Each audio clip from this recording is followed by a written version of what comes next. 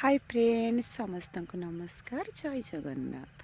आपण मैंने केमती अच्छा आशा करी मु आपण मैंने समस्ते भलरे अच्छा मु आसीगली आज आपण मान पाखक आउ एक नुआ भिडियो नहीं देखु।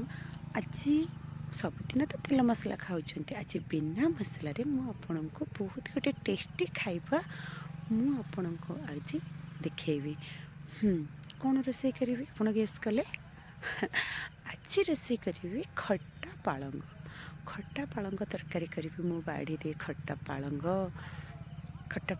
मु आगु काटी तो ये कम अच्छी अधिक देले भी बेसी खट्टा हो तो जी अच्छी मुझे काटिदेली कारण होती अच्छी भी हो खट्टा पालंगटा काटिदेली कारण बिना मसला रोसे हम बहुत भी हेल्दी आ बहुत भी टेस्टी।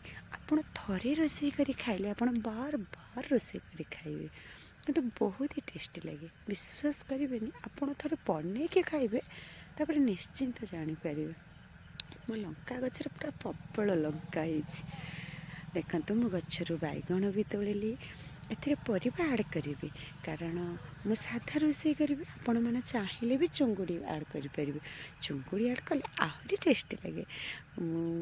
बैगण आउ भेंडी ए छोट छोट हो गला भेंडी सब आउ मूला तो ऊपर भांगी गला कारण माटी एते टाण उठे पारिनी भांगी गला मूलाटा एपटे चुली लगेदेली चुलीटा धरू धरू मुझे शाग बाछीदेली कारण शागे पोक घास एगुड़ा तो थाईपे ना जेहेतु शागटा को भल कि बाछीदेली शाग बाछु बाछु मोर भी एपटे चुली लगिगला कारण मु बाहर रोसे करुच्ची कारण परिवेशटा केते सुंदर देखा जाउछि देखो चारिआडे सबुज सबुज आ परिवेशटा बहुत सुंदर आ मो पाखे बस मोर दी जन कोई माने ये हूँ मो पुतुरा मो भाई पु आ सी हूँ मो झी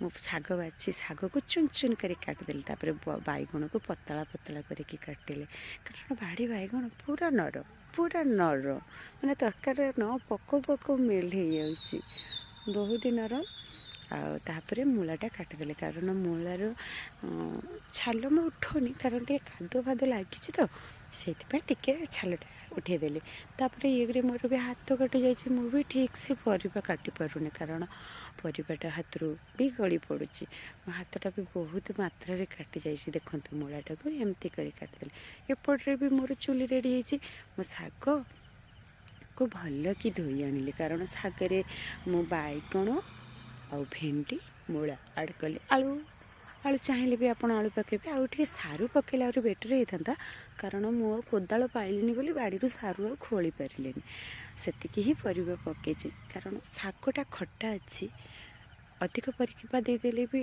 खटाटा कम हो मु भाविली जी शाग को एतिकी ही परिबा यथेष्ट कारण मो शागटा भल कि धोई आनिली तापर मो कढ़ई गरम हो गला देखु बिना मसला मु रोसे करी खाई ना केवल फुटण आ कंचा लंका आड करी तेल ततीगला फुटण पकेले आ कंचा लंका पकईदेले तापर शाग पकईदेली शाग पकईकि भल कि एपट सेपट करी कारण शागटा जरीज शाग सीझीज कारण सब बेले तो आम मसला तरकारी खाऊ ए बिना मसला आ तरकारी होनी एमती कम मसला माने कम मसला कम पूरा बिना मसला कहले चले मैं कारण किसी भी पड़े बहुत कम खर्चे हाँ बहुत कम खर्चे टेस्टी खाइबा मुझे लुण पकईदेली टे हलदी हल्का टिके लंका गुंड कारण मत राग खटारे पकईले मत भल लगे आपण मैंने चाहिए पकईबे और न चाहिए न पकई पारे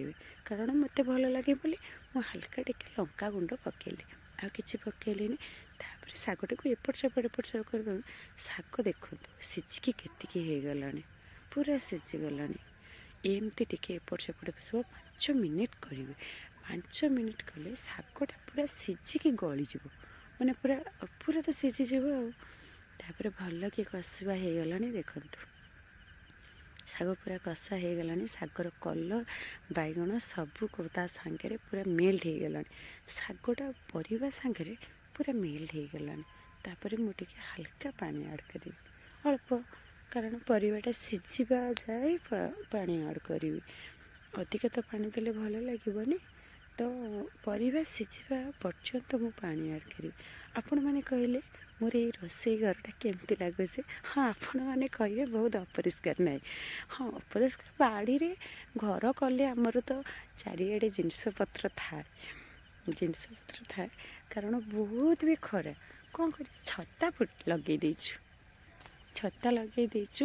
ଆଉ ଯେଉଁ ଚାରିଆଡ଼େ ସବୁଜ ସବୁଜ କେତେ ସୁନ୍ଦର ଲାଗୁଛି। ଏଠି ରୋଷେଇ କରିବାରୁ ବି ମାନେ ଏଇଟା ବି ଆହୁରି ବଢ଼ିଯାଉଛି ଏନର୍ଜିଟା।